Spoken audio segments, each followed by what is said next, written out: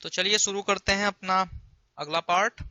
Matrix हमारा continued है, ठीक है, उसी पे हम कंटिन्यू चलते हैं।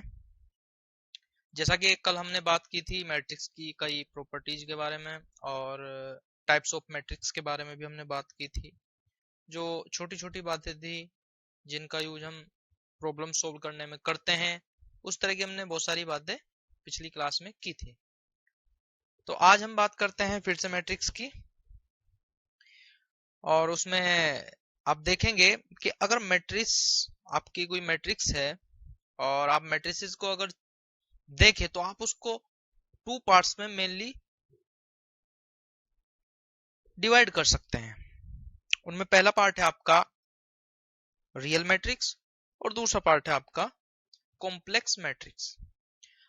फर्दर हमने रियल मैट्रिक्स को थ्री पार्ट्स में डिवाइड किया है और आपका कॉम्प्लेक्स मैट्रिक्स को भी हमने थ्री पार्ट्स में डिवाइड किया है।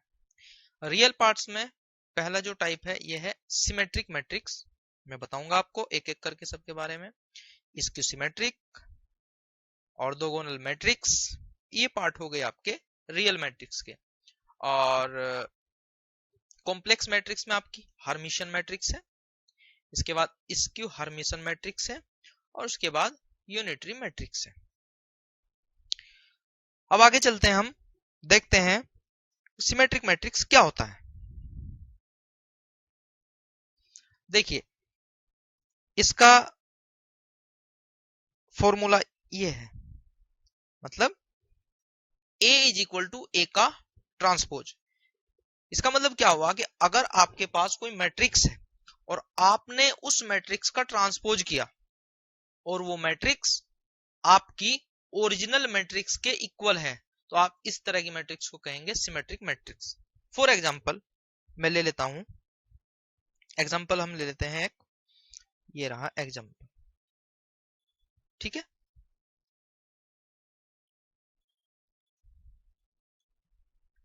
एग्जांपल है आपका A इज इक्वल टू 2 3 4 3 1 -2 4 -2 और 3। अब अगर आप इसका ट्रांसपोज करें, ए का ट्रांसपोज करें तो क्या आएगा। मैंने आपको बताया था कि जो रो होते हैं वो कॉलम में कन्वर्ट हो जाते हैं और जो आपके कॉलम होते हैं वो आपके रो में कन्वर्ट हो जाते हैं, ठीक है। तो सबसे पहले हम देखते हैं, ये आपकी रो है तो इस रो को हम कॉलम में कन्वर्ट करते हैं 2 3 4। इसके बाद आपकी ये दूसरी रो है, इसको हम कॉलम में कन्वर्ट करते हैं 3 1 -2। इसके बाद आपकी ये आखिरी रो है, इसको भी हम कॉलम में कन्वर्ट करते हैं 4 -2 3। अब देखिए जो आपकी मैट्रिक्स ए थी और जो आपकी मैट्रिक्स आई है ए का ट्रांसपोज, उसमें आप मैचिंग करके देखिए वो सेम है या नहीं। देखिए हमने इसका ट्रांसपोज किया और ये मैट्रिक्स सेम आपकी ए के ट्रांसपोज में आ गई। तो इसका मतलब क्या हुआ कि यहाँ पे आपका ए जो है ए ट्रांसपोज के इक्वल है, ए ट्रांसपोज के इक्वल है, इसलिए आपकी जो मैट्रिक्स ए है वो क्या होगी, सिमेट्रिक मैट्रिक्स।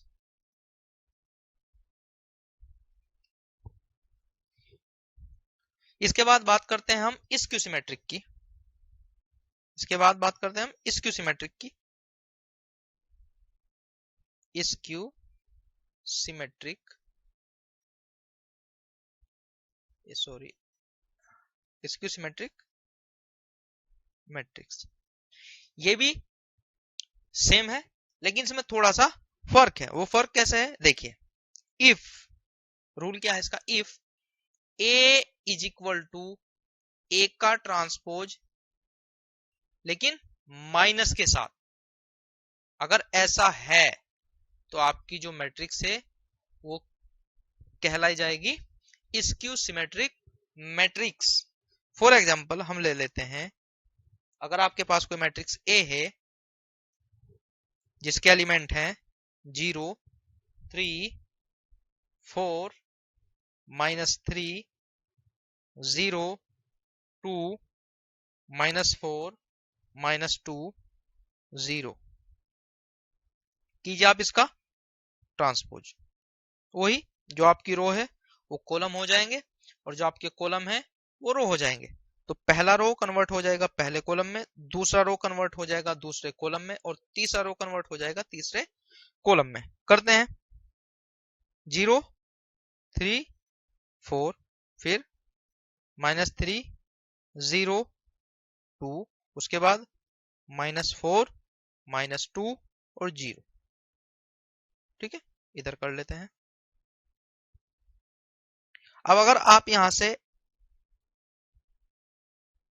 माइनस कॉमन ले लें तो देखिए क्या होता है। 0 आपका ऐसे का ऐसा ही, क्योंकि माइनस कॉमन लेने से इसकी सेट पे कोई फर्क नहीं पड़ेगा। और 3 आपका माइनस कॉमन हुआ तो ये प्लस का हो गया और यहां से माइनस कॉमन हुआ तो ये भी प्लस का हो गया। ये माइनस का 3 हो गया, ये 0, ये आपका प्लस का 2 हो गया, ये आपका -4 हो गया, -2 और 0। देखिए कोई प्रॉब्लम नहीं। तो अगर आप मिलान करें, आप मैचिंग करें तो आपका जो ए था, मैट्रिक्स ए था, वो आपके ए ट्रांसपोज के इक्वल आ रहा है। कैसे? ए का ट्रांसपोज इज इक्वल टू, ये मैट्रिक्स क्या है आपका, ये मैट्रिक्स क्या है आपका, अगर आप ध्यान से देखें बिल्कुल ए के इक्वल है, सेम टू सेम ए, और माइनस इसके साथ में। या आप इसको ऐसे लिख सकते हैं ए इज इक्वल टू -a का ट्रांसपोज। ठीक है, तो ये हो गया आपका स्क्यू सिमेट्रिक। नियम है इसका, if a is equal to -a का ट्रांसपोज।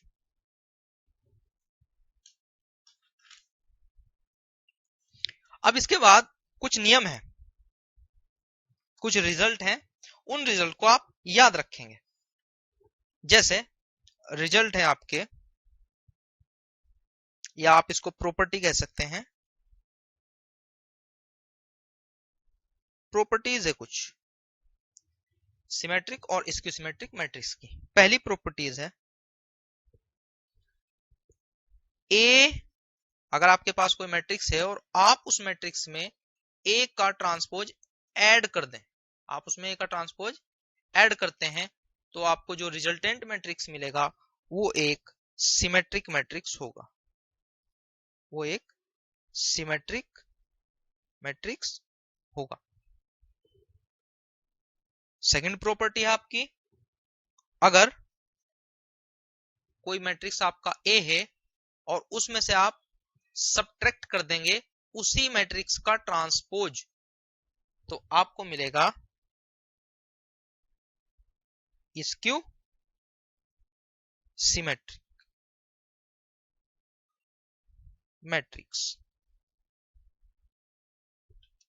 थर्ड प्रॉपर्टी है आपकी, अगर आप किसी मैट्रिक्स ए में उसी का ट्रांसपोज मल्टीप्लाई कर दें, उसी का ट्रांसपोज मल्टीप्लाई कर दें, तो आपको जो रिजल्टेंट मैट्रिक्स मिलेगा वो एक सिमेट्रिक मैट्रिक्स होगा, वो एक सिमेट्रिक मैट्रिक्स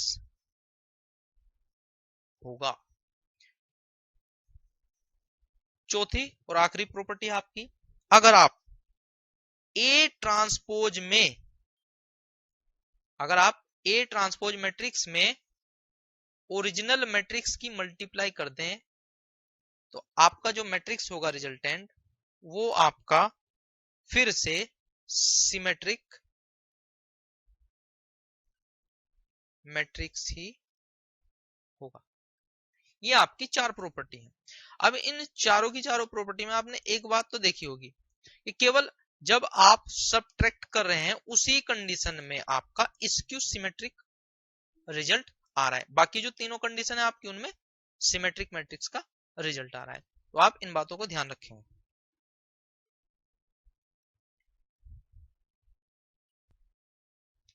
अब ले लेते हैं हम एक एग्जांपल। एग्जांपल क्या है, क्वेश्चन है convert the matrix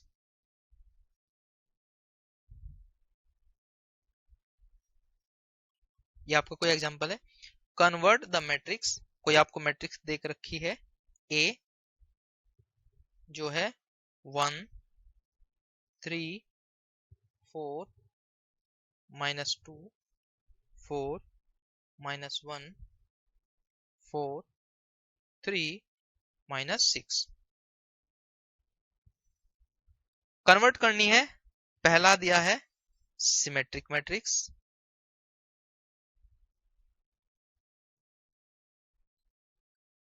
और सेकंड पे दिया है आपका स्क्यू सिमेट्रिक।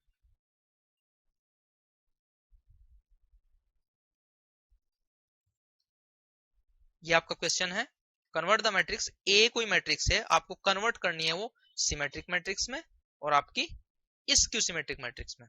अब आप जानते हैं, जैसा कि मैंने आपको प्रॉपर्टी बता दी है पहले ही, कि अगर आपको सिमेट्रिक मैट्रिक्स चाहिए उसके लिए क्या प्रॉपर्टी है, और अगर आपको स्क्यू सिमेट्रिक मैट्रिक्स चाहिए तो उसके लिए क्या प्रॉपर्टी है। देखिए, अगर आपको सिमेट्रिक मैट्रिक्स चाहिए तो क्या करना पड़ेगा, आपको मैट्रिक्स में ऐड करना पड़ेगा ओरिजिनल मैट्रिक्स का ट्रांसपोज। जो मैट्रिक्स आपको दी हुई है उसी मैट्रिक्स में आपको ऐड करना पड़ेगा, उसमें आपको ऐड करना पड़ेगा उसी मैट्रिक्स का ट्रांसपोज, तो आपको मिलेगा सिमेट्रिक मैट्रिक्स का रिजल्ट। ओके, और अगर आपको स्क्यू सिमेट्रिक मैट्रिक्स चाहिए तो आपको मैट्रिक्स में सब्ट्रैक्ट करना पड़ेगा उसी मैट्रिक्स का ट्रांसपोज। तो चलिए देख लेते हैं। सबसे पहले हम सिमेट्रिक की बात करते हैं। सबसे पहले हम सिमेट्रिक की बात करते हैं। फर्स्ट का सॉल्यूशन है, आपको चाहिए सिमेट्रिक मैट्रिक्स, तो आपको क्या करना पड़ेगा, A plus A transpose, A plus A transpose. So A है आपके पास, आप लिखेंगे 1 3 4 -2 4 -1 4 3 -6 ऐड करेंगे ओरिजिनल मैट्रिक्स का ट्रांसपोज। अब इस ओरिजिनल मैट्रिक्स का ट्रांसपोज होगा आपका 1 3 4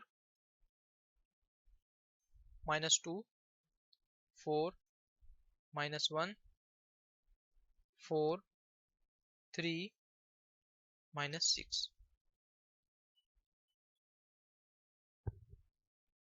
अब देखिए रिजल्ट क्या होगा। ऐड करेंगे, आप करिए ऐड।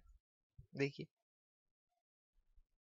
जो एलिमेंट जिस पोजीशन पे है वो उसी पोजीशन पे ऐड होगा। जैसे ये 1 आपका A11 पर है और यहाँ पे ये 1 आपका A11 पे है, तो आप इन दोनों को ऐड करेंगे, 1 और 1 2, फिर ये है आपका A12 पे और ये है आपका यहाँ पे A12 पे, तो आप इनको ऐड करेंगे। बाकी आप समझदार हैं, ऐड करना आपसे आता है, आप देख लीजिए एक बार।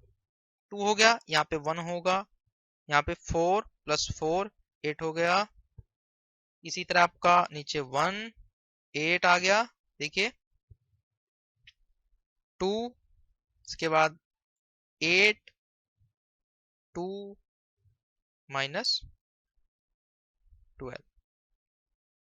अब देखिए, अगर आप इस मैट्रिक्स का चेक करना चाहते हैं कि ये मैट्रिक्स सिमेट्रिक है या नहीं, तो आप अकॉर्डिंग टू फॉर्मूला कर सकते हैं। आप चेक करेंगे इसका ट्रांसपोज क्या है, इसका ट्रांसपोज क्या है। देखिए ट्रांसपोज क्या होगा इसका, 2 1 8 फिर 1 8 2 1 8 2, इसके बाद 8 2 -12। देखिए ये आपकी मैट्रिक्स आई, जिसको आप मान सकते हैं कि मान लीजिए ये मैट्रिक्स बी है। आपने जब इस बी का ट्रांसपोज किया जब आपने इस बी का ट्रांसपोज किया तो आपको क्या मिली? Matrix B itself. ओके, तो यही हमारी प्रॉपर्टी है सिमेट्रिक मैट्रिक्स की कि अगर B transpose is equal to B हो या B is equal to B transpose हो तो ऐसी मैट्रिक्स को हम कहते हैं सिमेट्रिक मैट्रिक्स।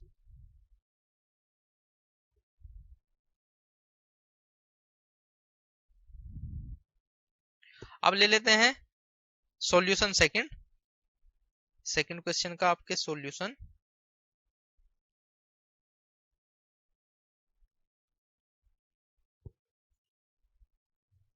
आपको मैट्रिक्स ए दी गई है, आप पीछे चेक कर सकते हैं, और आपको स्क्यू सिमेट्रिक चाहिए, आपको चाहिए स्क्यू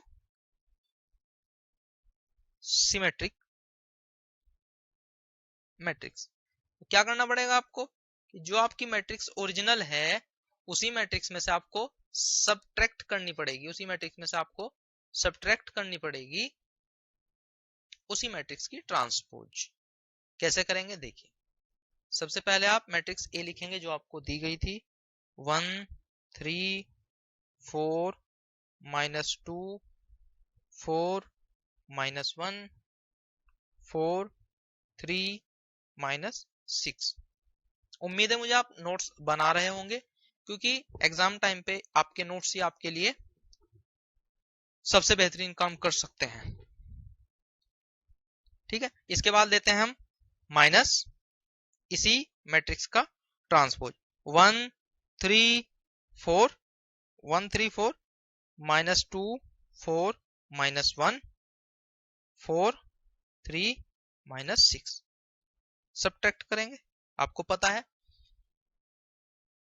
जो जिस एलिमेंट की जिसकी जहां पे पोजीशन है वो उसी एलिमेंट की पोजीशन में से ऐड या सब्ट्रैक्ट हो सकता है। जैसे 1 -1 ये A11 पर है, मैं आपको पहले बता चुका हूं, और ये भी A11 पर है।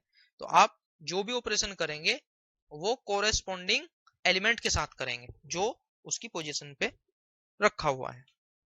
करते हैं 1 -1 0 3 माइनस माइनस प्लस 3 + 2 5 4 -4 0।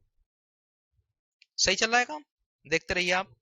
इसके बाद -2 -3 -5 और ऐसे ही आप सभी एलिमेंट्स के साथ में ऑपरेशन कर सकते हैं। 0 4 0। तो ये आपकी आ गई स्क्यू सिमेट्रिक मैट्रिक्स। आप फिर से वही जांच करने के लिए इसका ट्रांसपोज कीजिए। देखिए 0 5 0 -5 0 -4 0 4 0 हो गया। अब देखिए अगर आप इस मैट्रिक्स में, ये मैं नीचे कर देता हूं यहां पे, अगर इस मैट्रिक्स में से आप माइनस कॉमन ले लें तो ये क्या बनेगा, देखिए 0 5 0 -5 0 -4 0 +4 0। अब देखिए ये मैट्रिक्स जो आपका रिजल्ट आया था स्क्यू सिमेट्रिक, और ये मैट्रिक्स जो आपका भी रिजल्ट आया है वो दोनों का दोनों सेम है। फर्क कितना है, केवल इस माइनस का। और यही आपका नियम है स्क्यू सिमेट्रिक का कि यदि आपके पास कोई मैट्रिक्स है और उस मैट्रिक्स का आप ट्रांसपोज करें और वो आ जाए आपकी ओरिजिनल मैट्रिक्स के इक्वल विद माइनस साइन, तो आप ऐसी मैट्रिक्स को कहते हैं स्क्यू सिमेट्रिक मैट्रिक्स।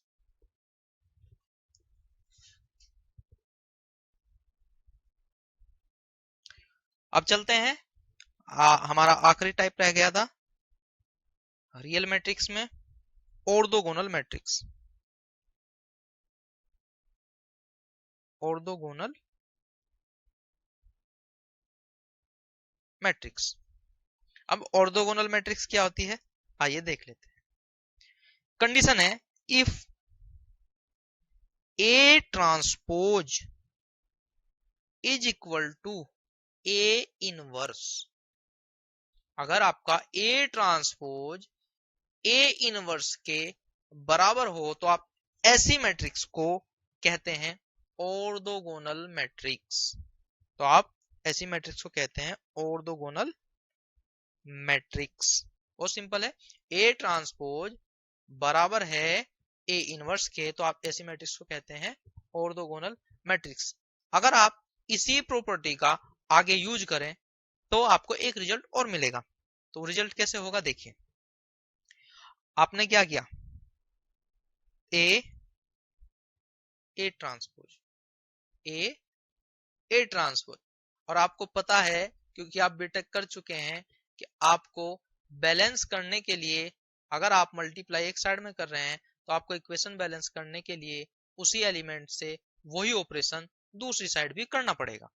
यानी कि आपको ए की मल्टीप्लाई ए इनवर्स के साथ में भी करनी पड़ेगी। और आप जानते हैं ए इंटू ए इनवर्स की जो वैल्यू होती है वो आइडेंटिटी मैट्रिक्स होती है, वो आइडेंटिटी मैट्रिक्स होती है। या आप इसको ऐसे समझ सकते हैं, ए इनवर्स कैसे कर सकते हैं आप, ए ऐसे कैसा ही, ए इनवर्स देखिए 1/a, ये नीचे आ गया 1 के, कट वैल्यू क्या हुई 1, और जो आपकी आइडेंटिटी मैट्रिक्स होती है इसकी वैल्यू क्या होती है आपकी 1। So A transpose is equal to identity matrix. ये थोड़ा पेन स्क्रीन पे फिसल रहा है तो इस वजह से थोड़ी लाइन ऊपर नीचे हो रही है, बाकी डोंट माइंड, आप समझदार है, आप समझ सकते हैं अच्छे से, नो प्रॉब्लम। अब एग्जांपल लेते हैं ऑर्थोगोनल मैट्रिक्स का। मान लीजिए आपके पास कोई मैट्रिक्स है ए जिसके एलिमेंट हैं कोस theta minus sine theta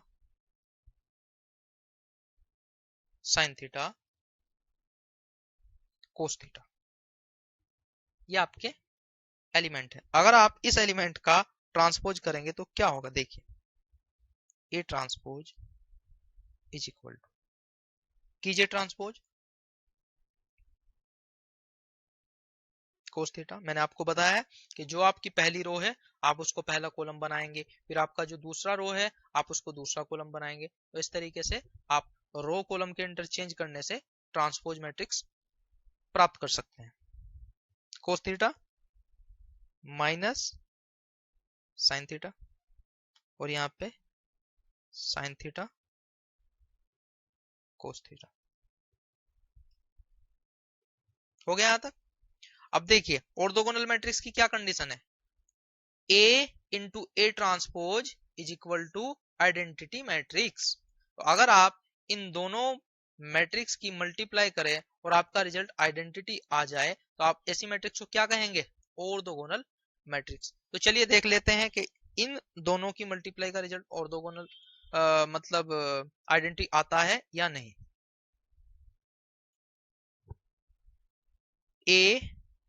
A transpose is equal to cos theta, सबसे पहले हम ए ले रहे हैं, उसके बाद साइन थीटा कोस थीटा, फिर ए ट्रांसपोज आया है आपका कोस theta sine theta minus sine theta और ये कोस थीटा। अब देखिए आप इनकी मल्टीप्लाई करें, देखिए हॉरिजॉन्टल एरो और ये आपका वर्टिकल एरो, कोस थीटा की मल्टीप्लाई कोस थीटा में, फिर माइनस साइन थीटा की मल्टीप्लाई माइनस साइन थीटा में।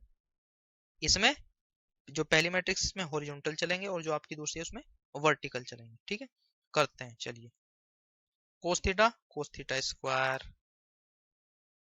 Minus minus plus sine theta sine theta sine theta square. देखिए अब यहां देखिए cos theta into sine theta, cos theta into sine theta, minus minus plus minus sign theta cos theta sine theta cos theta. अब इसमें देखिए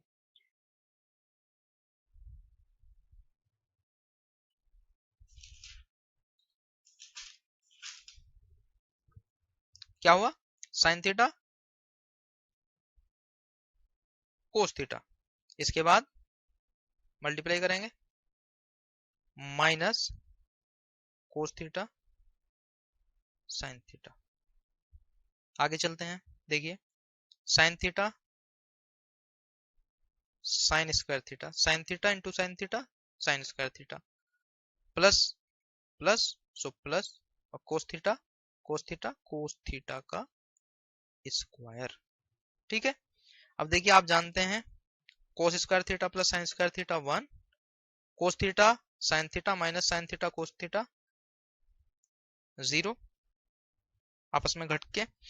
इसके बाद यहाँ भी sign theta cos theta minus cos theta sine theta, so 0, और sine square theta plus cos square theta again 1।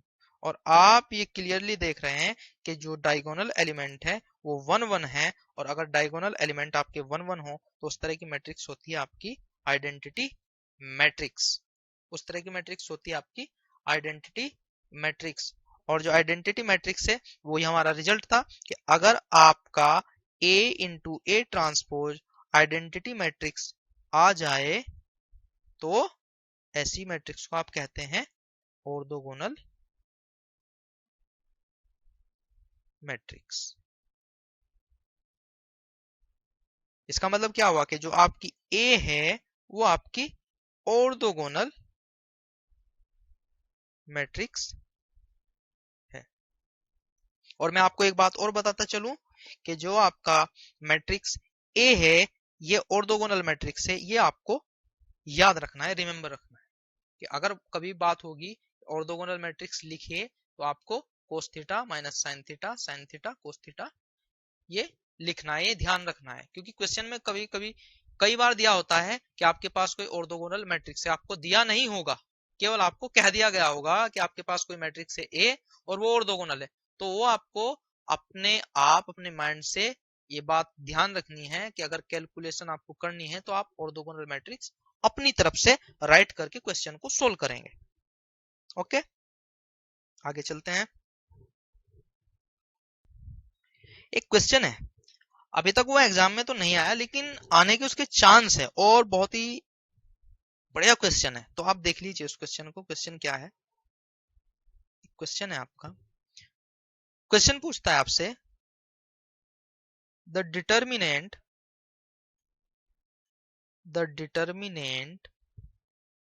Of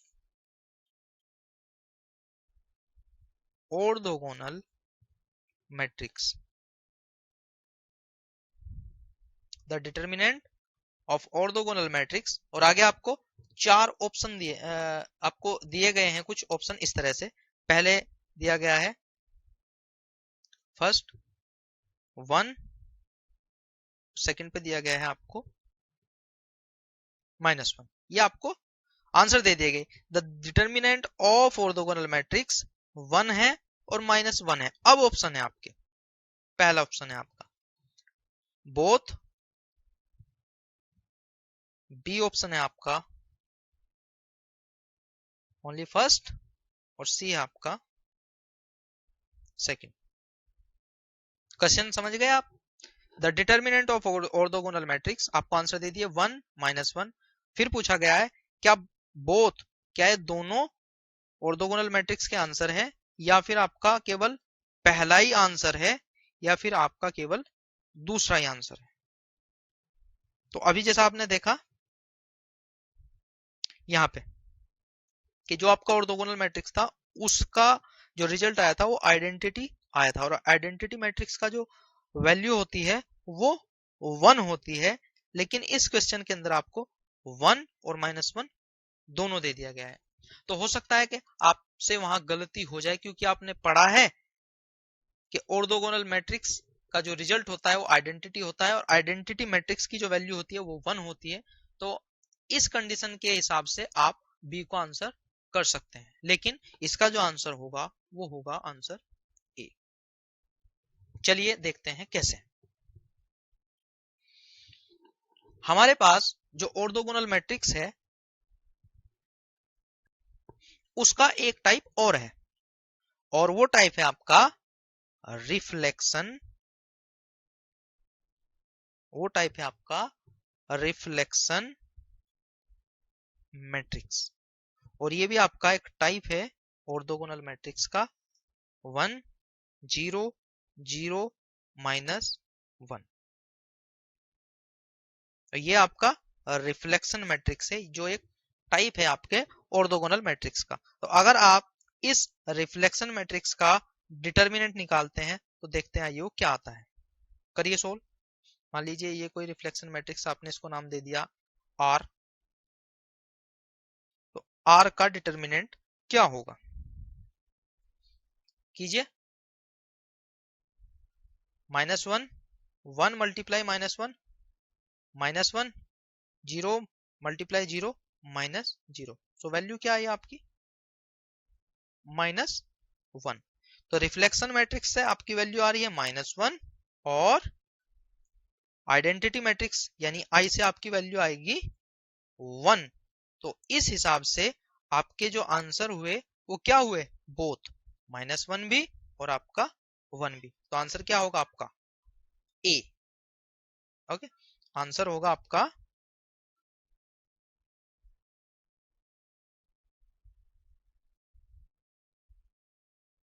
A, both.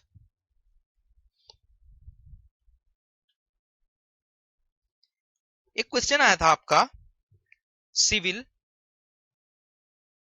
2009 में। Question क्या था, क्वेश्चन था a square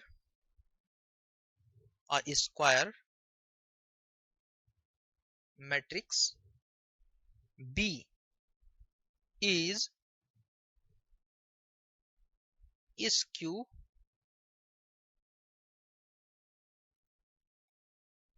symmetric if option थे A B transpose is equal to -b, option B था आपका B transpose is equal to B, C option था आपका B inverse is equal to B, और आपका डी ऑप्शन था B inverse is equal to B transpose.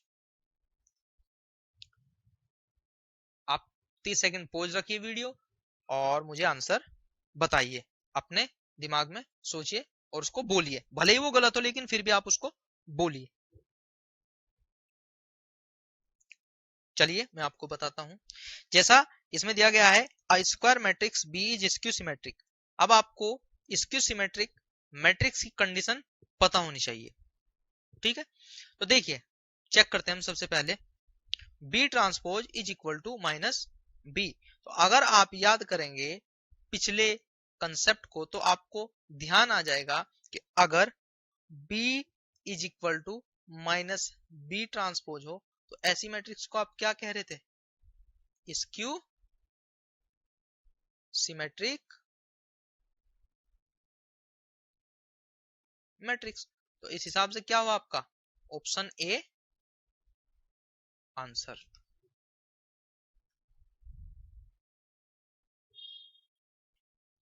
Civil में फिर से क्वेश्चन आया इसी टाइप का जो मैं आपको करा चुका हूं पिछली स्लाइड में। सिविल 2011 में आया था क्वेश्चन।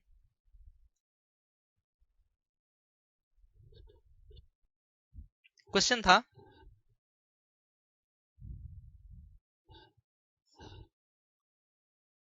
ए मैट्रिक्स है, A is square matrix which is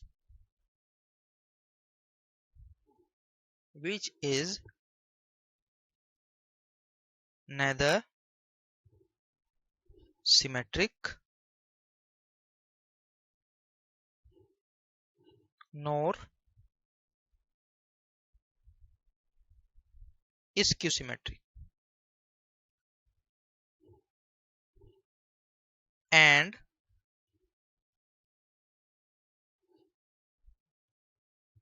A transpose is its transpose. Pen फिसल रहा है स्क्रीन पे, इस वजह से थोड़ी राइटिंग में डिफरेंस है, बाकी आप समझ रहे होंगे, आप समझदार है सभी। आगे क्वेश्चन कंटिन्यू है। The sum and difference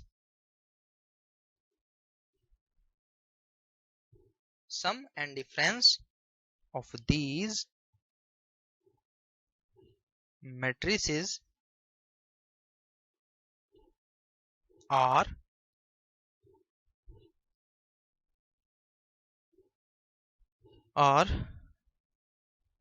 defined as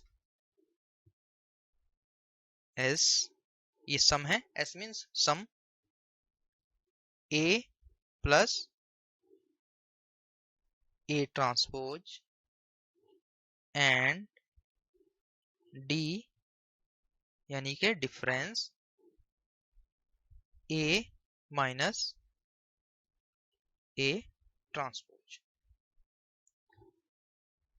आगे ऑप्शन दिए गए हैं और पूछा गया है which of the following statement is true। आगे स्टेटमेंट है आपका, statement A both S and D are symmetric,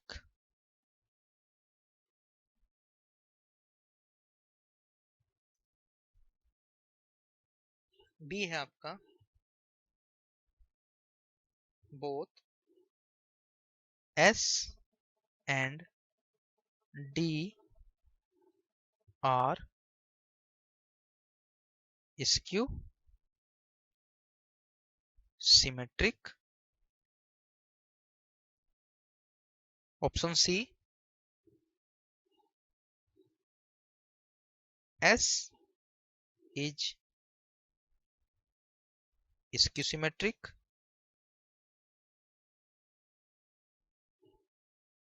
and D is symmetric, और ऑप्शन डी था आपका last, S is symmetric and D is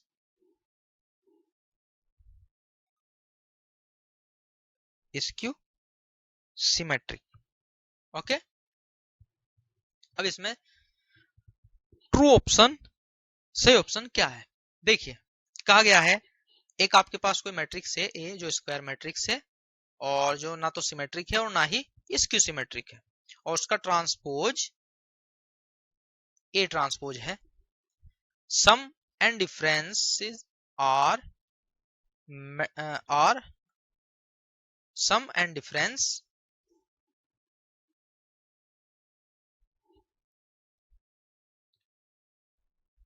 the sum and differences of these matrix are defined as S आपका सम है A plus A transpose और difference आपका A minus A transpose.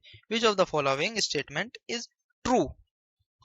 कहा गया है कि एस और डी आपके सिमेट्रिक हैं पहले ऑप्शन में, दूसरे में कहा गया है एस और डी आपके स्क्यू सिमेट्रिक हैं, तीसरा option C S is skew symmetric and D is symmetric, और ऑप्शन डी में कहा गया है S is symmetric and D is skew symmetric. अब जो मैंने आपको बताया है आप उसको अगर पीछे से पेज पलट के देखें तो वहां मैंने इस तरह के नोट्स प्रॉपर्टी लिखवाई थी कि अगर आप किसी मैट्रिक्स को उसी मैट्रिक्स के ट्रांसपोज में ऐड करते हैं तो उस तरह की मैट्रिक्स को हम कहते हैं सिमेट्रिक मैट्रिक्स, और अगर आप किसी मैट्रिक्स में उसी मैट्रिक्स के ट्रांसपोज को सब्ट्रैक्ट करें तो आप उस मैट्रिक्स को कहते हैं स्क्यू सिमेट्रिक मैट्रिक्स। तो अब आप इन चार ऑप्शन में अगर मैच करेंगे तो आपको केवल इस तरह का ऑप्शन एक ही दिखाई देता है, वो है ऑप्शन डी। ऑप्शन डी आपका राइट है, ट्रू है कि S is symmetric and D is skew symmetric. एक क्वेश्चन आया था मैकेनिकल 2009 में, क्वेश्चन था आपको एक मैट्रिक्स दिया गया है M जिसकी वैल्यू है 3/5, 4/5, x 3/5। आगे कहा गया है उसी क्वेश्चन में if M transpose is equal to M inverse, if M transpose is equal to M inverse, then X will be, option थे आपके -4/5, option number B -3/5, option C 3/5 and option D was 4/5। अब देखिए आपको कुछ condition दी गई, आपको उस condition का यूज करना है, जैसे matrix transpose is equal to matrix inverse. अब याद कीजिए ये प्रॉपर्टी किस मैट्रिक्स की है, आप पीछे पेज देख भी सकते हैं पलट के कि ये प्रॉपर्टी किस मैट्रिक्स की है। देख लिया? सुनिए, अगर नहीं देखा है, आप ध्यान नहीं दे पा रहे हैं या आपको नहीं याद है उसके बारे में, तो मैं आपको बता दे रहा हूं। अगर आपका M transpose is equal to M inverse, यानी कि कोई मैट्रिक्स का ट्रांसपोज अगर उसके इनवर्स के इक्वल हो तो उस तरह की मैट्रिक्स को कहते हैं ऑर्थोगोनल मैट्रिक्स। और ऑर्थोगोनल मैट्रिक्स की प्रॉपर्टी क्या होती है? M into M transpose, M into M transpose is equal to identity matrix. तो अब करेंगे हम, देखिए M लिखेंगे, क्या है आपका 3/5, 4/5, x 3/5। इसके बाद ट्रांसपोज करेंगे m का, तो m का ट्रांसपोज होगा 3/5, 4/5, x और 3/5 is equal to identity matrix. Identity matrix को कैसे लिखते हैं? 1 0 0 1। देखिए कीजिए मल्टीप्लाई, थोड़ी जगह कम हो गई लेकिन कर देंगे हम, इसी में हो जाएगा एडजस्टमेंट। कीजिए,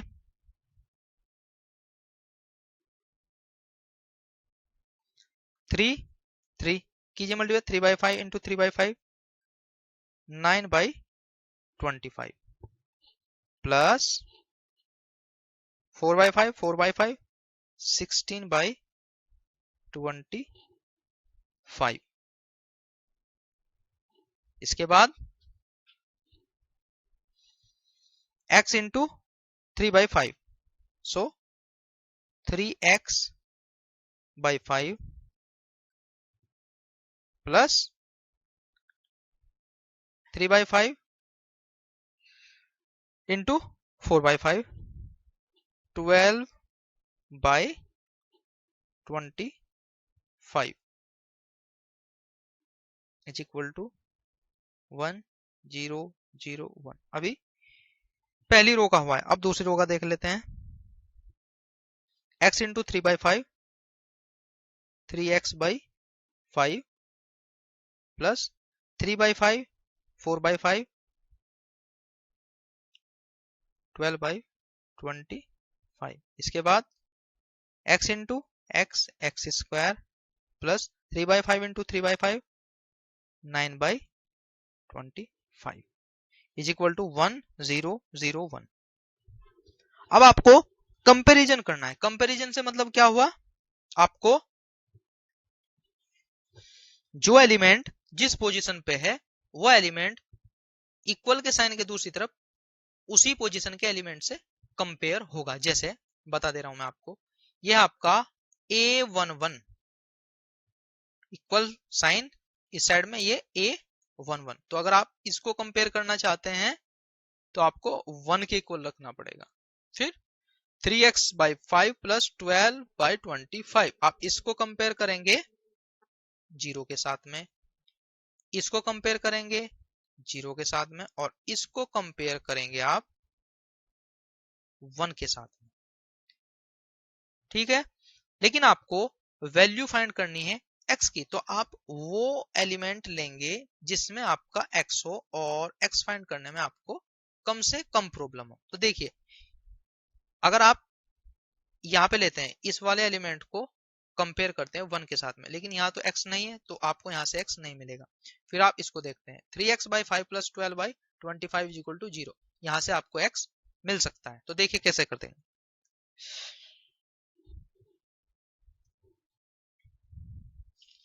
करें compare. 3x/5 plus 12/25 is equal to 0 कीजिए। 3x/5 इक्वल, आप इस 12/25 को इक्वल से दूसरी तरफ लेके जा रहे हैं, तो जो निशान होगा इसका वो इंटरचेंज हो जाएगा। निशान क्या है इसके सामने, प्लस का, तो उधर जाके हो जाएगा -25। ठीक है, अब देखिए 5 5 जा और 3 4 जा, so x is equal to -4/5। Option से मिलान करेंगे और देखते हैं कि -4/5 ऑप्शन किस में है। देखिए -4/5 आपका ऑप्शन नंबर ए में है, तो आपका ऑप्शन नंबर ए होगा आंसर। इसके बाद बात करते हैं आपके कॉम्प्लेक्स मैट्रिक्स की। जैसे हमने आपको टाइप बताए थे रियल मैट्रिक्स और कॉम्प्लेक्स मैट्रिक्स के बारे में हमने बताया था, तो रियल मैट्रिक्स हमने कवर कर लिया है। अब इसके बाद बात करेंगे हम कॉम्प्लेक्स मैट्रिक्स के बारे में।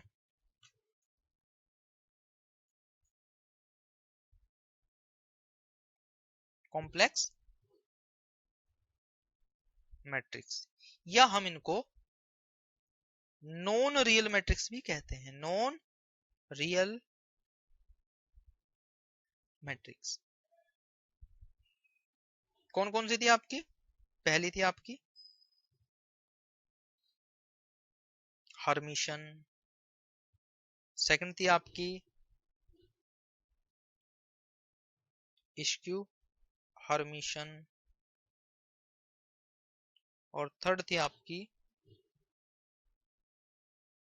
Unitary matrix. ठीक है, लगभग उसके सेम ही है, उसके जैसी है, थोड़ा सा फर्क है, वो क्या है हम देख लेते हैं। जैसे फर्स्ट हर्मिशन की हम बात करें, अगर A theta is equal to A, if A theta is equal to A, तो हम उस तरह की मैट्रिक्स को कहते हैं हर्मिशन मैट्रिक्स। उस तरह की मैट्रिक्स को हम कहते हैं हर्मिशन मैट्रिक्स। ए थीटा क्या है, पहले मैं आपको बता चुका हूं, ए थीटा होता है transpose of a conjugate matrix.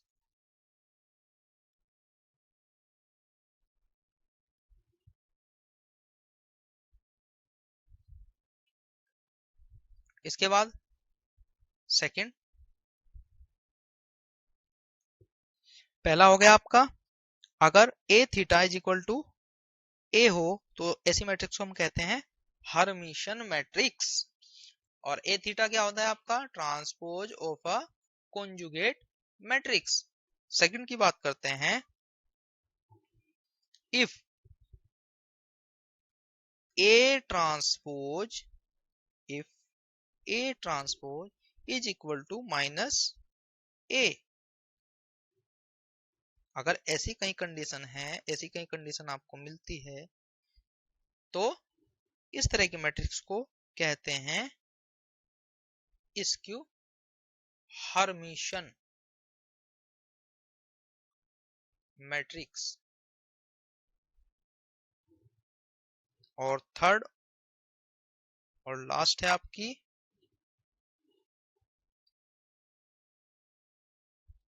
Unitary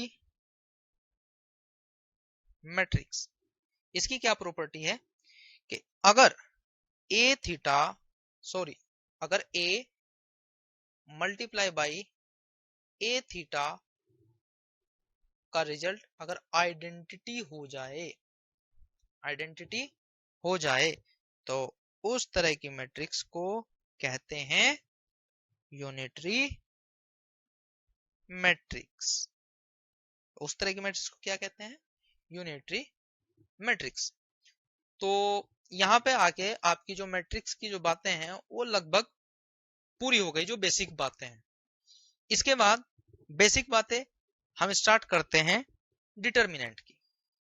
determinant में सबसे पहले प्रॉपर्टी है, कुछ कंडीशन है, वो हम देख लेते हैं। सबसे पहले ये प्रॉपर्टी अभी नहीं आएगी, प्रॉपर्टी बाद में आएगी, पहले यह गलती से हो गया। सबसे पहले डिटर्मिनेंट की एक कंडीशन है,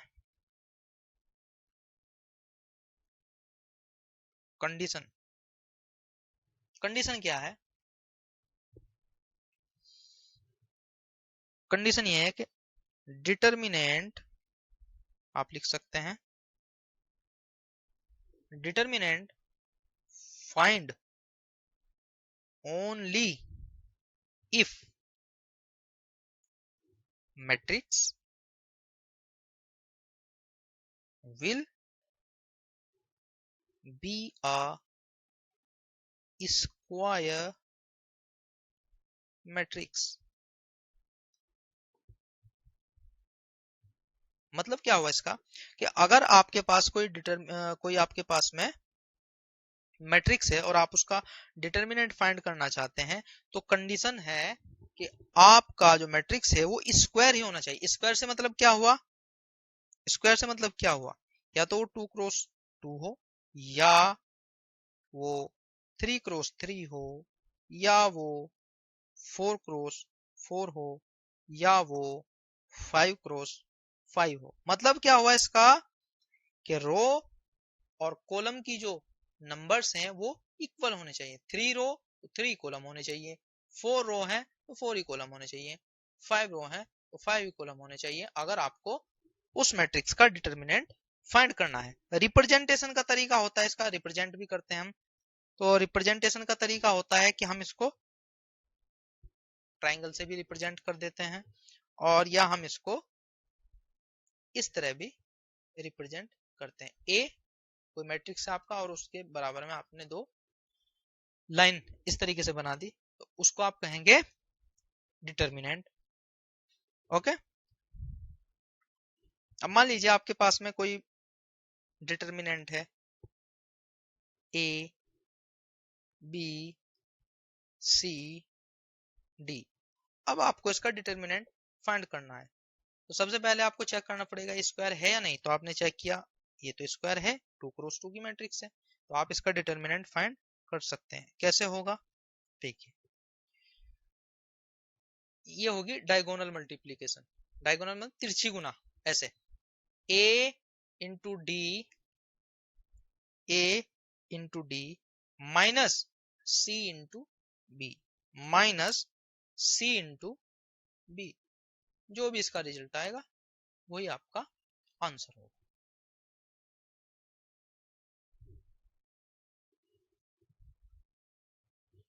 इसके बाद एक एग्जांपल ले लेते हैं हम। कोई आपको मैट्रिक्स दी हुई है, ये आपका कोई एग्जांपल है। कोई आपको मैट्रिक्स दी गई है 1 2 5 7, find A, means determinant find करना है। तो डिटर्मिनेंट क्या होगा इसका, डेल्टा इक्वल टू या determinant of A is equal to diagonal multiplication 1 7 जा 7 माइनस 5 2 जा 10, सो -3 आंसर। कुछ नोट पॉइंट है। पहला नोट पॉइंट है आपका, if determinant of A is equal to 0, उस तरह की मैट्रिक्स को हम कहते हैं सिंगुलर मैट्रिक्स। सेकंड है आपका note point, if determinant of A is not is equal to 0, ऐसी मैट्रिक्स को हम कहते हैं नॉन सिंगुलर मैट्रिक्स। और थर्ड है आपका, अगर आपके पास दो मैट्रिक्स है ए और बी और आप उनका मल्टीप्लाई करने के बाद डिटर्मिनेंट फाइंड करते हैं तो उनका इंडिविजुअल में भी डिटर्मिनेंट का मल्टीप्लिकेशन इक्वल होगा। ये आपके पॉइंट है छोटे छोटे। अभी तक आपने जो देखा डिटर्मिनेंट वो 2 क्रॉस 2 का देखा। अब एक सोल्व कर लेते हैं हम क्वेश्चन जो मैकेनिकल 2004 में आया हुआ भी है। एक मैट्रिक्स है आपके पास 3 क्रॉस 3, 8 x 0 4 0 2 12 6 0, ये आपके पास कोई मैट्रिक्स है। तो क्वेश्चन क्या है, x की वैल्यू क्या होगी फॉर विच, जिससे कि a बिकम सिंगुलर। अब पहले मैं आपको बता चुका हूं कि सिंगुलर की कंडीशन क्या है। सिंगुलर की कंडीशन होगी a का जो डिटर्मिनेंट है अगर वो 0 के इक्वल आ जाए तो वो कंडीशन होती है आपकी सिंगुलर की। तो आपको ये कंडीशन अप्लाई करनी है और क्वेश्चन को सोल्व करना है। देखते हैं कैसे सोल्व होगा। सबसे पहले आपको फाइंड करना पड़ेगा ए का डिटर्मिनेंट। ए का डिटर्मिनेंट फाइंड करने के लिए आपको क्या करना है, देखिए आप ऐसे कर लीजिए, सिंपल है बहुत, आप ध्यान रखेंगे आपसे गलती भी नहीं होगी। इसके ऊपर पॉजिटिव मार्क कर लें, इसके ऊपर नेगेटिव, इसके ऊपर पॉजिटिव, पॉजिटिव नेगेटिव पॉजिटिव। उसके बाद ए डिटर्मिनेंट फाइंड करेंगे, कैसे, 8 लिखेंगे, ये वाला 8, फिर ब्रैकेट, अपने माइंड में कैलकुलेट करेंगे कि हमने इसको इरेज कर दिया, इसको हमने खत्म कर दिया है। बचा क्या आपके पास, ये हमने इरेज कर दिया, 8 के कॉलम भी इरेज कर दिया और 8 के साथ में जो रो थी वो भी आपने इरेज कर दी। बचा क्या आपका इतना एलिमेंट, इतने एलिमेंट बचे आपके पास, ये 4 एलिमेंट। और इनकी आपको डायगोनल मल्टीप्लीकेशन करनी है, कैसे, 0 इंटू 0 0 माइनस 6 इंटू 2 12, 0 माइनस 12, फिर ये वाला एलिमेंट माइनस x। अब आपको x का रो भी इरेज करनी है मन मन में, माइंड में अपने, और आपको इस x का कॉलम भी इरेज करना है। देखिए ये इरेज हो गया और ये आपका इरेज हो गया। बचा क्या आपका 4 into 0 and 12 into 2, 4 into 0 0 minus 12 into 2 24। आ रही बात पकड़ में? इसके बाद पॉजिटिव और फिर 0 और फिर ब्रैकेट। अब 0 के साथ ब्रैकेट में कुछ भी हो तो 0 ही होगा, तो ये हमें सोल्व करने की आगे आवश्यकता नहीं है। किसके इक्वल? a क्या है आपका? 0। So multiply 8 into minus 12 minus 96, फिर minus 24 into minus x plus 24x। Solve करेंगे 24x is equal to 96, so x is equal to 4। Answer. और ऑप्शन आपको दिए गए थे, ए आपका था 4, बी था आपका 6, सी था आपका 8 और डी था आपका 12। आंसर क्या? x is equal to 4, so answer क्या होगा आपका? ए। अब लेते हैं हम डिटर्मिनेंट की property. Property number 1। Property number 1 क्या है डिटर्मिनेंट की? व्हेन रो और column interchange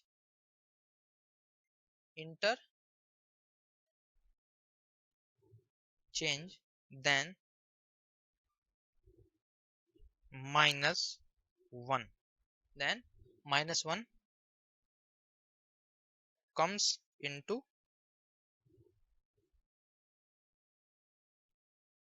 multiply। For example आपके पास कोई मैट्रिक्स है ए बी सी डी और आप इसको इंटरचेंज करना चाहते हैं। आप इसको जैसे ए बी सी डी, हमने इसको डिटर्मिनेंट फॉर्म में लिख लिया। अब हम इसकी जो है ना रो या कॉलम को चेंज करते हैं तो क्या होगा? जैसे आपने कॉलम को चेंज कर दिया, पहले लिख दिया आपने बी और डी, बाद में हो गया आपका ए सी, यानी आपने कॉलम इंटरचेंज कर दिया, तो यहाँ पे आपका माइनस आ जाएगा। ये प्रॉपर्टी है, ये नियम है जो आपको याद रखना है। इसके बाद property number 2।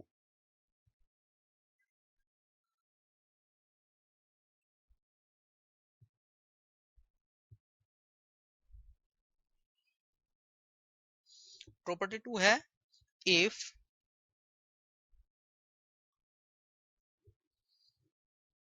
a row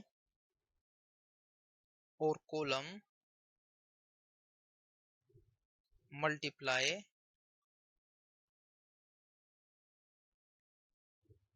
by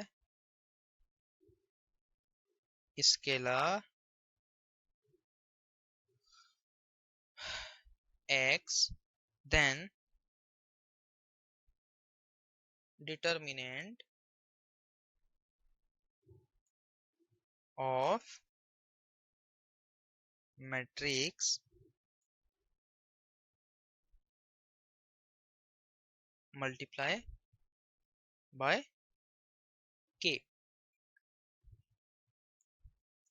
मतलब क्या हुआ कि अगर आपने किसी मैट्रिक्स में किसी स्केलर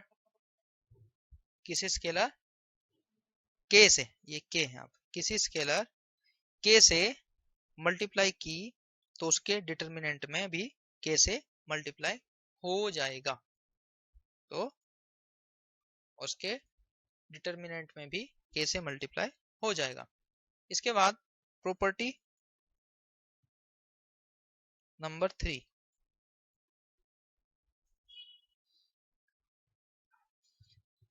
इसमें आपके पास कोई मैट्रिक्स है, मान लीजिए ए, जिसके एलिमेंट है 1 3 1 -2 4 3 3 1 -2। अगर आप इसका डिटर्मिनेंट फाइंड करें तो उसका डिटर्मिनेंट होगा 10। और आपके पास कोई मैट्रिक्स है बी,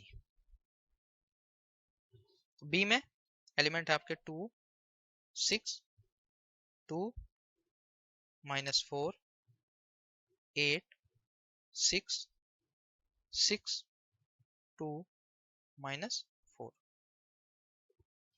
अब देखिए आपको इस मैट्रिक्स बी में कुछ जो एलिमेंट दिए गए उनमें कुछ कॉमन दिखाई दे रहा होगा। जैसे देखिए इस रो की अगर मैं बात करूं, यहां से देखिए 2 कॉमन है। अगर मैं इस रो की बात करूं तो यहां से भी 2 कॉमन है। और अगर मैं इस रो की बात करूं तो यहां से भी 2 आपका कॉमन है। तो आप हर एक रो में से अलग अलग नंबर्स कॉमन लेंगे और उसको अलग अलग लिखेंगे। जैसे पहली रो में 2 कॉमन है, दूसरी रो में भी 2 कॉमन है, और जो तीसरी रो है उसमें भी 2 कॉमन है। और आप इस तरीके से बचे हुए को लिख सकते हैं। कैसे?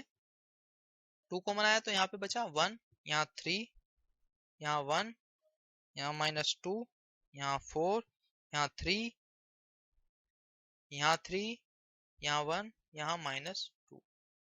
और अगर आप देखें तो देखिए ये मैट्रिक्स आपकी कंप्लीटली इस मैट्रिक्स ए के जैसी है।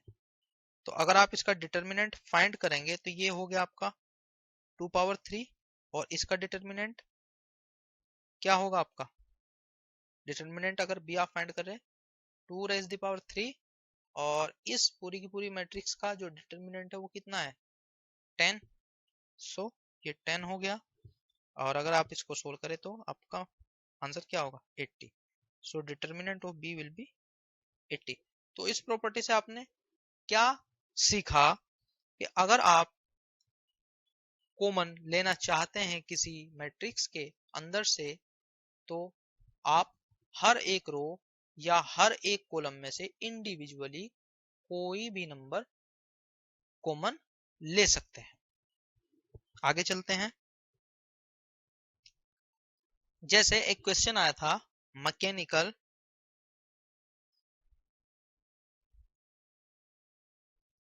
2014 में, दिया गया था डिटर्मिनेंट ऑफ ए आपको मैट्रिक्स दिया गया है। डिटर्मिनेंट ऑफ ए मैट्रिक्स आपको दिया गया है 1 3 0 2 6 4 -1 0 2। कोई जल्दबाजी नहीं है, धीरे धीरे हमें काम करना है। इज -12। तो पूछा गया था डिटर्मिनेंट ऑफ 2 6 0 4 12 8 -2 0 4। व्हाट क्या होगा? ऑप्शन थे आपके ए -96, बी -24, सी 24 एंड डी 96। तो अब आप देखिए इस मैट्रिक्स को, यहां से आपको कुछ दिखाई दे रहा होगा। देखिए सबसे पहले आप इस मैट्रिक्स को नोट कर लीजिए। हम यहाँ पे कर लेते हैं, यहाँ पे हम कर लेते हैं 2 6 0 4 12 8 -2 0 4।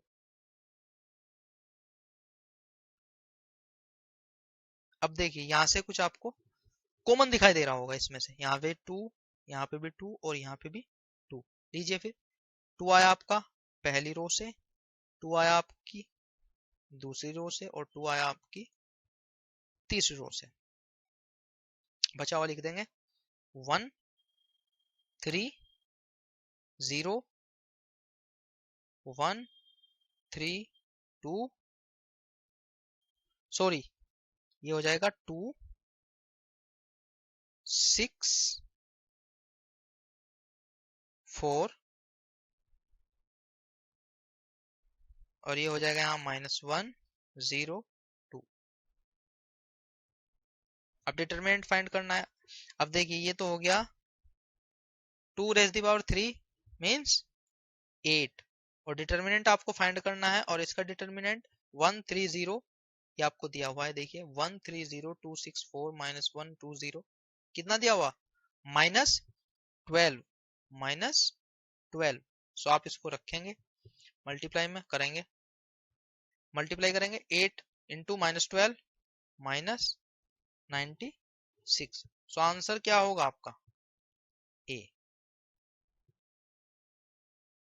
सही है, कोई प्रॉब्लम? मुझे लगता है कि नहीं होनी चाहिए क्योंकि बहुत धीरे धीरे हम काम को कर रहे हैं, कोई जल्दबाजी नहीं है। इसके बाद एक क्वेश्चन था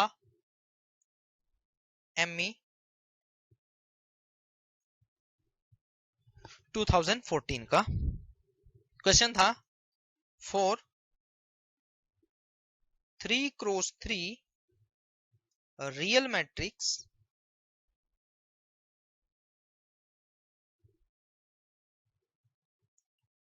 for 3x3 real matrix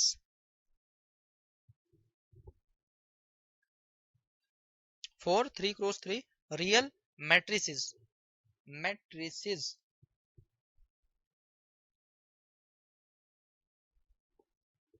P Q and R। आपको 3x3 की 3 मैट्रिक्स दी गई हैं P Q R और उसके बाद आपको बताना है कि कौन सी इक्वेशन सही है। विच इक्वेशन, पूरा लिख देता हूं मैं, इक्वेशन इज करेक्ट। ए दिया गया है P Q plus R, P Q दिया गया है आपको R P। फिर बी ऑप्शन है आपका P minus Q to R P square minus 2 PQ plus Q square.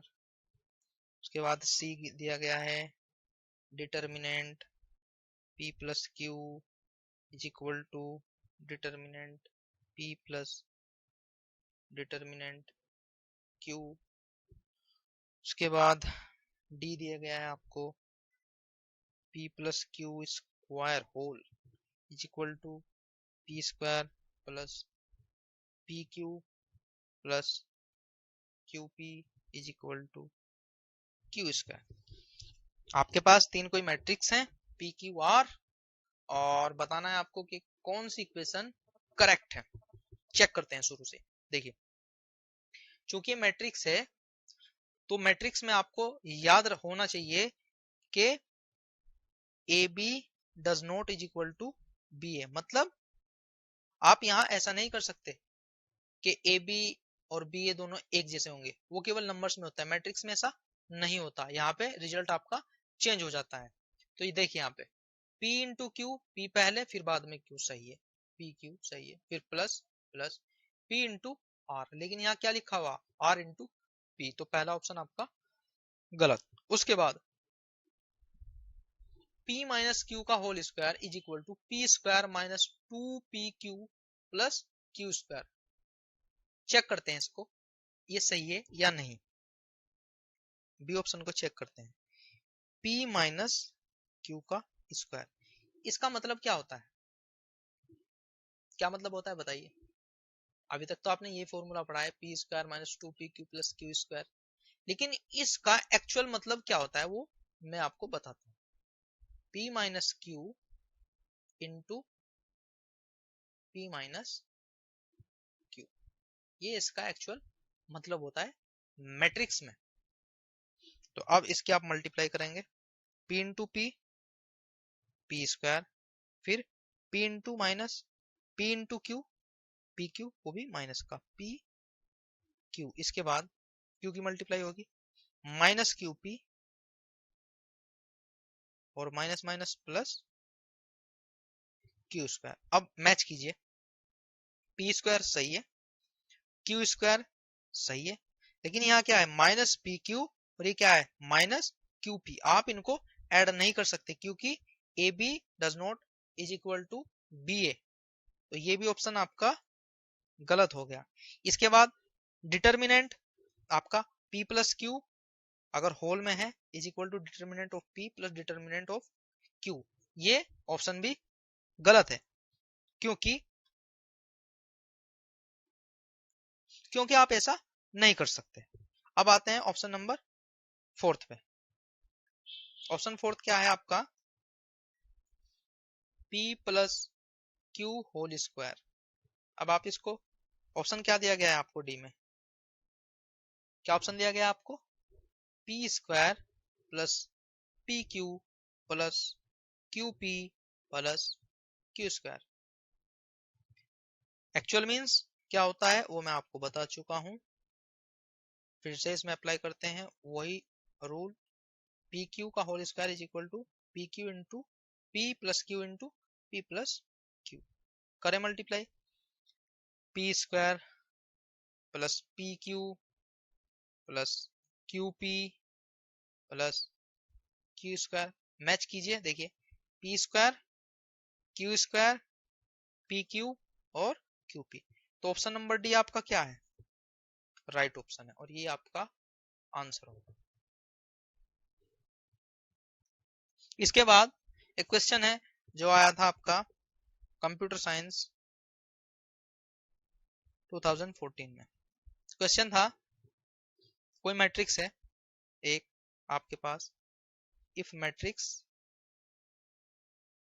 कोई मैट्रिक्स है आपके पास A इज सच दैट, कैसी है वो matrix, A is equal to 2 minus 4 2 minus 4 7 और फिर कुछ ऐसे 1 9 एंड 5। ठीक है, क्वेश्चन है डिटर्मिनेंट ऑफ ए, ये आपको फाइंड करना है। तो सबसे पहले तो आपको अगर डिटर्मिनेंट फाइंड करना है तो इनकी जो मल्टीप्लाई है या मल्टीप्लीकेशन है इन दोनों के दोनों मैट्रिक्स की वो आपको परफॉर्म करनी पड़ेगी सबसे पहले तो करते हैं देखिए कैसे, हॉरिजॉन्टल और ये आपका वर्टिकल, ये आपका 3 क्रॉस 1 और ये आपका 1 क्रॉस 3 कंफर्मेबल है क्योंकि 1 और 1 पहले का कॉलम और दूसरे मैट्रिक्स का रो इक्वल है तो ये कंफर्मेबल है, इनकी मल्टीप्लाई हो जाएगी। मल्टीप्लाई आपने काफी की है, मुझे लगता है कि अब आप मल्टीप्लाई करने में महारत हासिल कर चुके होंगे। कुछ मैंने कराई, कुछ आपने अपने आप भी प्रैक्टिस की होगी। तो आइए कर लेते हैं जल्दी जल्दी से। 2 1 जा 2, इसके बाद कीजिए यहाँ पे देखिए 2 1 जा 2, इसके बाद हमें आगे चलना है, लेकिन आगे चलना है ऐसे और नीचे चलना है ऐसे, लेकिन ना तो इसमें आगे एलिमेंट है और ना इसमें नीचे एलिमेंट है। समझ रहे बात आप, ना तो इसमें आगे एलिमेंट है और ना इसमें नीचे एलिमेंट है, तो आप इसको यहीं छोड़ देंगे 2 1 जा 2। उसके बाद इसमें देखिए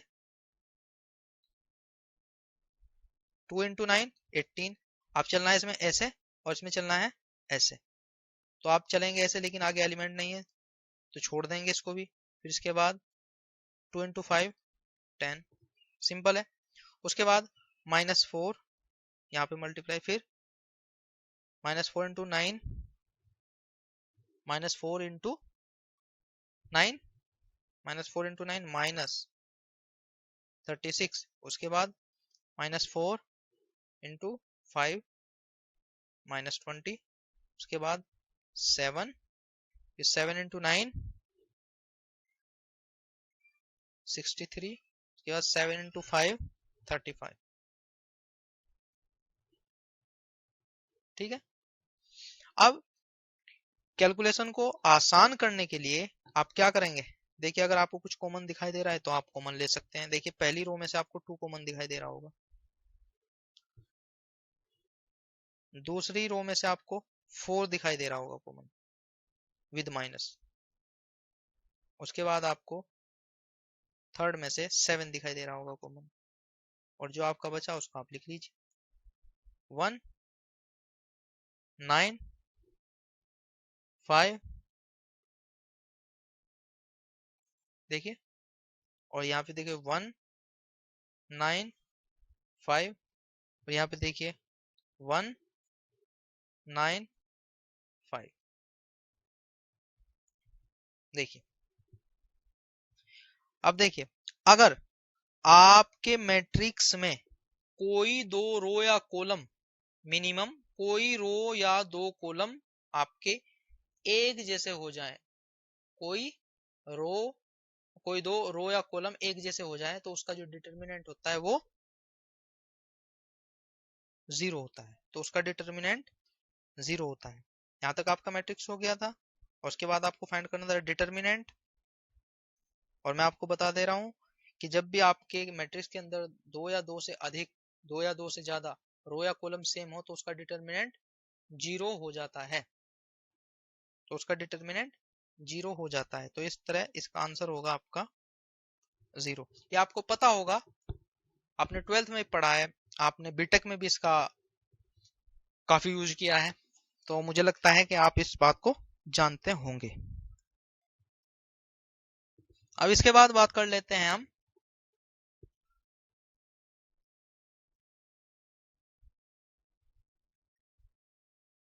minor of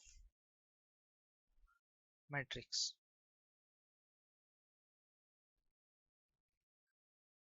minor of matrix क्या होता है, पहले हम इसकी एक छोटी सी डेफिनेशन लिख लेते हैं। It is a determinant of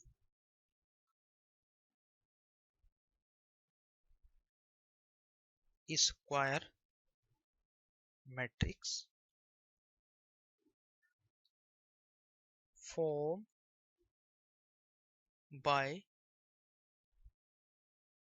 formed by deleting one row and one column of the larger matrix। ये होता है आपका minor. It is a determinant of square matrix form by deleting one row and one column of the larger matrix. For example, एक इसका हम example ले लेते हैं। मान लीजिए आपके पास कोई एक मैट्रिक्स है, इसके एलिमेंट है 1 -1 0 2 4 6 3 -2 एंड 4। यह है आपकी 3 क्रॉस 3 की मैट्रिक्स। अब आपको माइनर चाहिए। माइनर क्या चाहिए आपको? माइनर m, और चाहिए आपको 1 1। तो आप इसको कैसे फाइंड करेंगे? देखिए 1 1 का मतलब होगा पहली रो और पहला कॉलम, पहली रो और पहला कॉलम। तो ये रहा देखिए आपका 1 1, ये रहा आपका 1 1। तो आपको इसके रेस्पेक्ट में चाहिए। अकॉर्डिंग टू डेफिनेशन क्या काम ने, स्क्वायर मैट्रिक्स का है जो फॉर्म होता है deleting one row and one column. अब किस किस को आपको डिलीट करना है? देखिए 1 1 है तो आपका एलिमेंट हुआ ये, तो आप इसके रेस्पेक्ट में रो डिलीट कर देंगे और इसी के रेस्पेक्ट में आप कॉलम डिलीट कर देंगे, इसी के रिस्पेक्ट में आप रो डिलीट कर देंगे और इसी के रिस्पेक्ट में आप कॉलम डिलीट कर देंगे, और जो आपका बचेगा वही आपका माइनर होगा। तो बचा क्या आपके पास, देखिए ये तो आपने डिलीट कर दी, देखिए ये तो आपने डिलीट कर दी और ये भी आपने डिलीट कर दिया। तो बचा क्या आपके पास, 4 6 -2 4,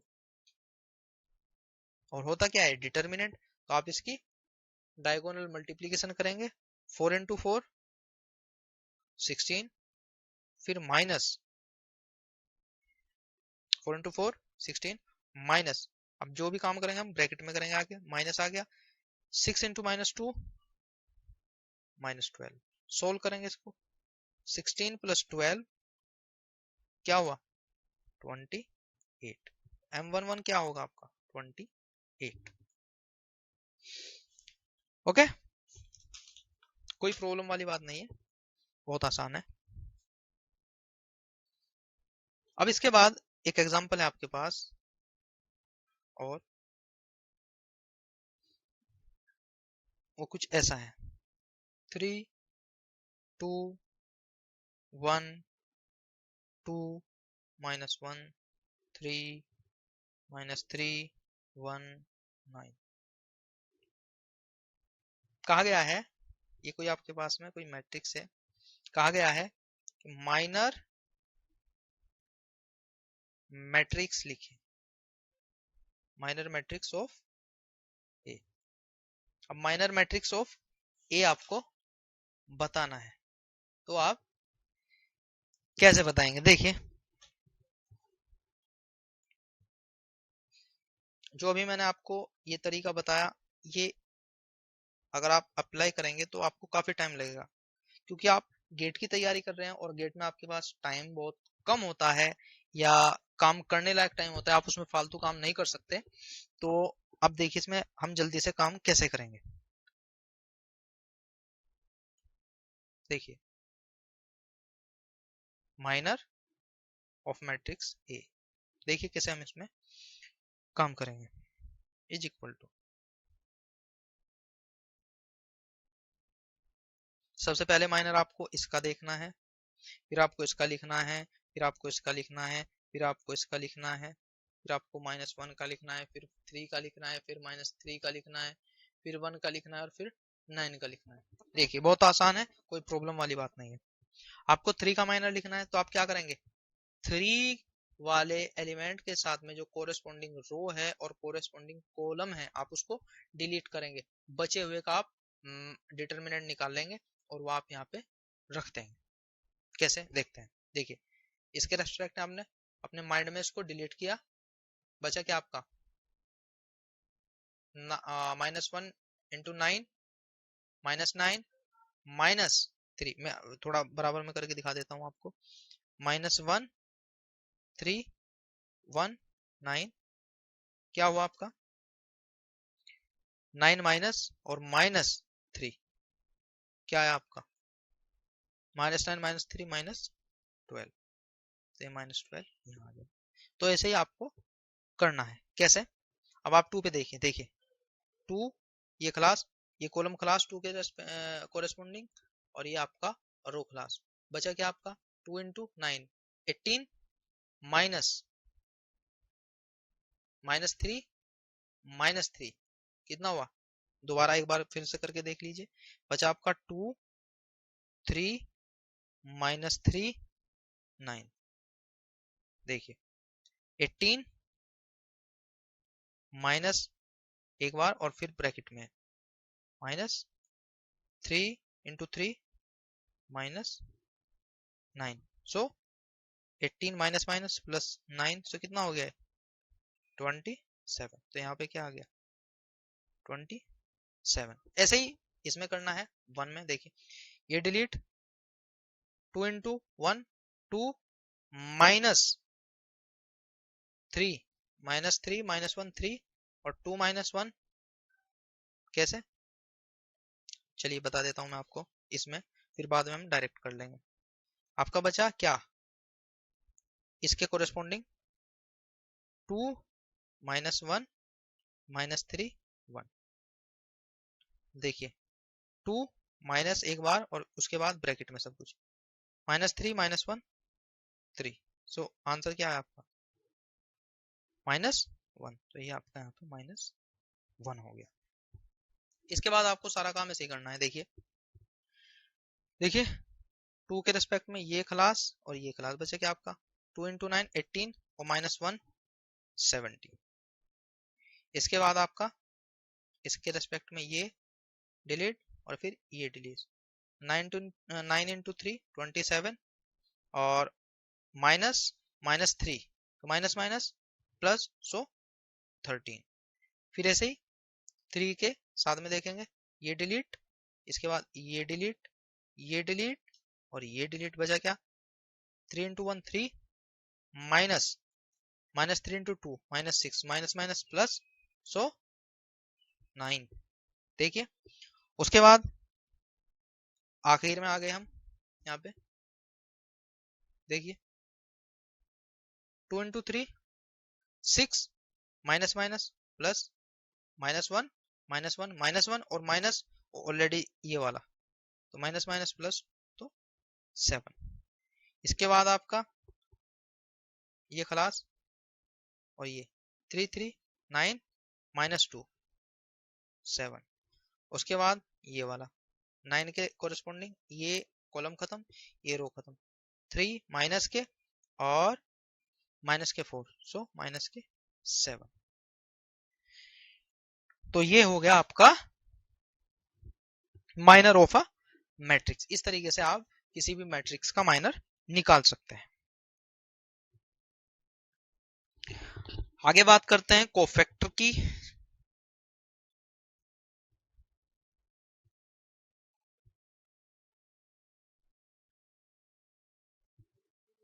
फॉर्मूला इसका होता है, सबसे पहले हम फॉर्मूला देख लेते हैं।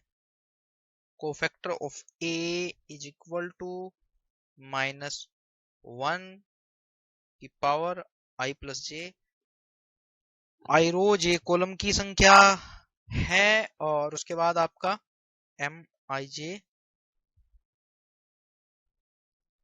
M cross N. इसके बाद मान लीजिए आपके पास कोई मैट्रिक्स है ए जिसके एलिमेंट कुछ इस तरह हैं 3 1 -4 6 4 -3 1 2 1 और आपको कोफैक्टर 3 2 और कोफैक्टर 1 1 आपको बताना है। तो कोफैक्टर 3 2 के लिए आपको क्या करना पड़ेगा? सबसे पहले -1 ये वाला, इसके बाद i मीन्स 3 और j मीन्स 2 और इंटू m 3 2। अब देखिए 3 + 2 5 -1 रेज़ द पावर 5 -1 और m 3 2 देखते हैं तीसरी रो और दूसरा कॉलम। तो तीसरी रो कौन सी आपकी? ये। और सेकंड कॉलम, थर्ड रो और सेकंड कॉलम, थर्ड रो ये रही और सेकंड कॉलम ये रहा। बताइए, थर्ड रो और सेकंड कॉलम यानी कि ये एलिमेंट। तो आप इसको मन मन में इसको आप जो है डिलीट कर देंगे, इसको भी डिलीट कर देंगे और जो बचा आपका उसके आप डायगोनल मल्टीप्लिकेशन कर देंगे। कैसे? 3 × -3 -9 और -6 × -4 -24। सो वैल्यू क्या हो गई? Cofactor 3 2 is equal to -15। अब आगे कोफैक्टर 1 1। अब कोफैक्टर 1 1 के लिए क्या करेंगे आप? फॉर्मूला था -1 i plus J m cross n। रखे वैल्यू -1 1 + 1 और m 1 1। क्या हुआ? -1 की पावर 2 1 M11। अब 11 चाहिए आपको, देखिए 11 का है पहली रो और पहला कॉलम, यानी कि ये तो होगा आपका 11। तो आप इसको माइंड में अपने डिलीट करेंगे 11, ये रो, फर्स्ट रो और first column, first row first column, first row और फर्स्ट कॉलम, बचा क्या 4 इंटू 1 4, 4 इंटू 1 4, क्या होगा देखो 4 माइनस 3, 2 इंटू -3 -6, तो क्या हो गया 10। सो 1 इंटू ये क्या है आपका आंसर 10, सो 10, सो कोफैक्टर 11 होगा आपका 10। तो इसी तरीके से अगर आप कोफैक्टर ऑफ ए लिखें, अगर आप इसी तरीके से कोफैक्टर ऑफ ए लिखें हर एक के लिए, तो आपका कोफैक्टर ऑफ ए हो जाएगा 10, 9, 8, 9, 7, 5, 13, 15, 6।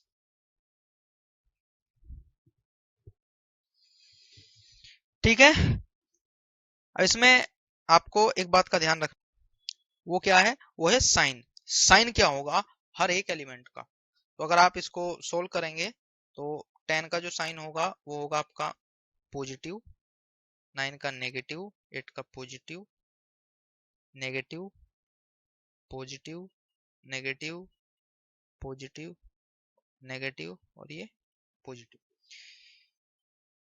ये इस तरीके से आपका कोफैक्टर ऑफ ए आ गया। इसके बाद एडजॉइंट, अगर आपको एडजॉइंट फाइंड करना है,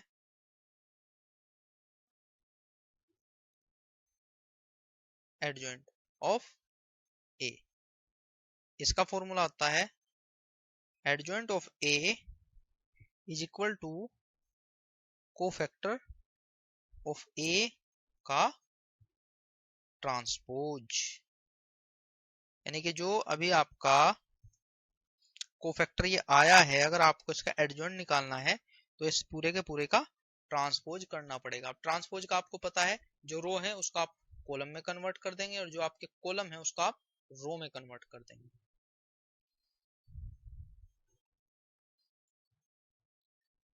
अब एक एग्जांपल लेते हैं, अब एक देखिए,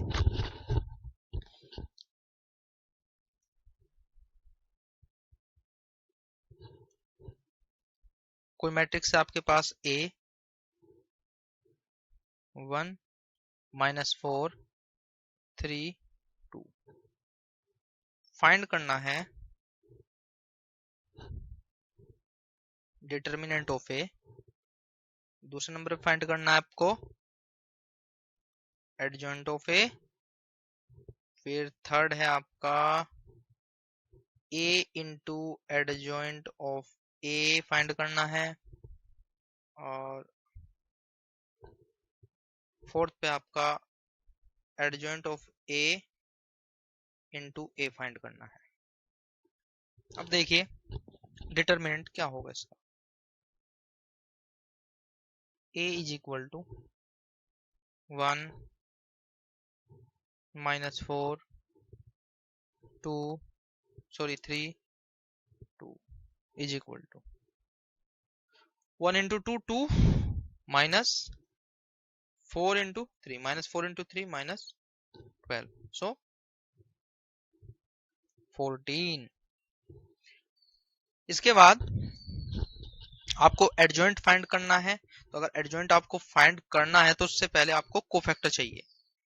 कोफैक्टर ऑफ ए क्या होगा, देखिए ये था आपका मैट्रिक्स 1 -4 3 2, ये आपका मैट्रिक्स था। इस मैट्रिक्स का आपको कोफैक्टर चाहिए, तो कोफैक्टर फाइंड करेंगे। देखिए आपको पहले A11 चाहिए, सॉरी M11 चाहिए, तो 1 ये रहा आपका,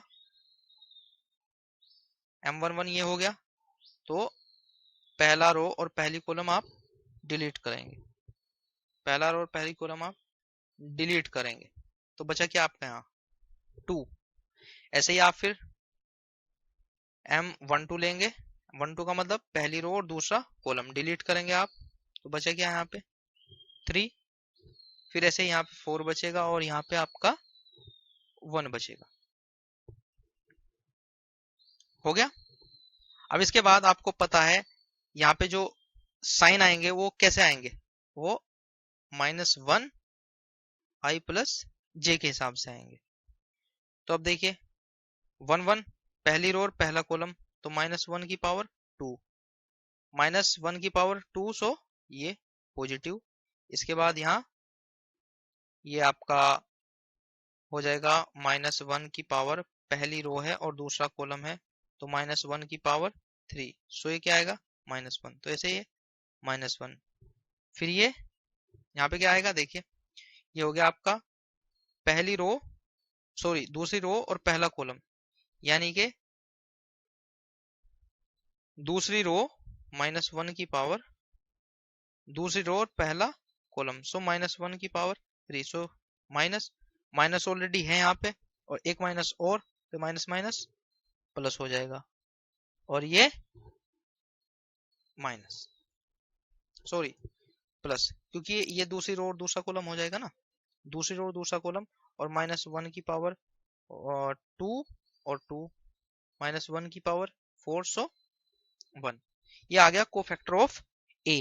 अब आपको एडजॉइंट चाहिए, तो एडजॉइंट अगर आपको चाहिए तो आप क्या करेंगे, फॉर्मूला क्या है उसका, adjoint of A is equal to cofactor A का transpose. So adjoint of A is equal to cofactor का ट्रांसपोज, तो ये हो जाएगा आपका 2 -3 4 1।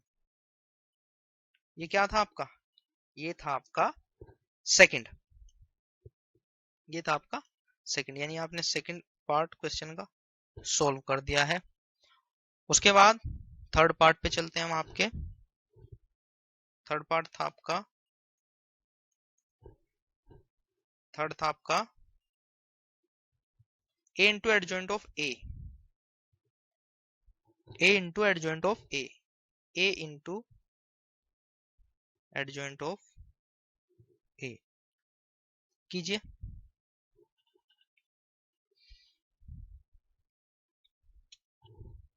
a है आपका 1 -4 3 2 और एडजॉइंट ऑफ a है आपका 2 4 -3 और ये 1। मल्टीप्लाई कीजिए, तो मल्टीप्लाई जब आप करेंगे तो कुछ आपको ऐसा मिलेगा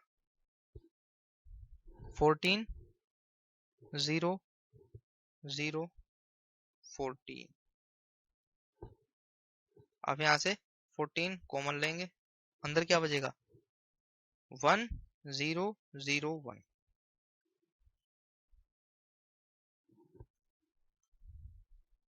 क्या बचा आपका 14 1 0 0 1 मीन्स 14 इंटू आइडेंटिटी मैट्रिक्स। और अगर आप फोर्थ पार्ट है आपका, अगर आप करेंगे एडजॉइंट ऑफ ए इंटू ए, तो ये भी आपका, तो ये भी आपका क्या आएगा,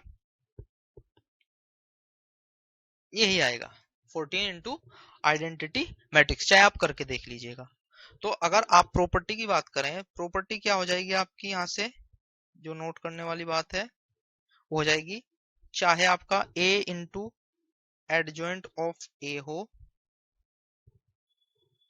या adjoint of a into a हो, वो हमेशा मैट्रिक्स का जो डिटर्मिनेंट है, क्योंकि 14 आपका क्या था डिटर्मिनेंट था, into I N cross N.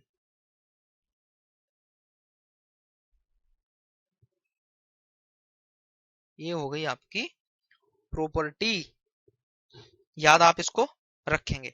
इसके बाद एक प्रॉपर्टी आपके पास और है, वो कौन सी प्रॉपर्टी है, अगर adjoint of A is equal to matrix A n minus 2 into A. ये आपकी प्रॉपर्टी नंबर सेकंड। और n क्या है यहाँ पे? Order of matrix. इसके बाद एक प्रॉपर्टी आपकी और है जिसको हमने थर्ड प्रॉपर्टी नाम दिया कि अगर आपके पास कोई एडजॉइंट इनटू एडजॉइंट ऑफ ए और उसका आपको डिटर्मिनेंट फाइंड करना है तो उसका फॉर्मूला होगा determinant of A n minus 2 की होल पावर 2। उसका फॉर्मूला होगा ए की पावर डिटर्मिनेंट ऑफ ए की पावर n माइनस 2 की होल पावर 2। ये आपको एक एग्जांपल दिया गया है। कोई आपके पास मैट्रिक्स है A 3 क्रॉस 3 and determinant of that matrix is 3, then adjoint of A का डिटर्मिनेंट क्या होगा? फॉर्मूला आपके सामने है, देखिए कैसे हम इसको अप्लाई करते हैं। आप जानते हैं एडजॉइंट A का determinant is equal to determinant of A n minus 2 की होल पावर 2 होता है। इसलिए आपको डिटर्मिनेंट दिया गया है, ये रहा 3, n है आपका order of the matrix means 3 minus 2 की होल पावर 2, सो 3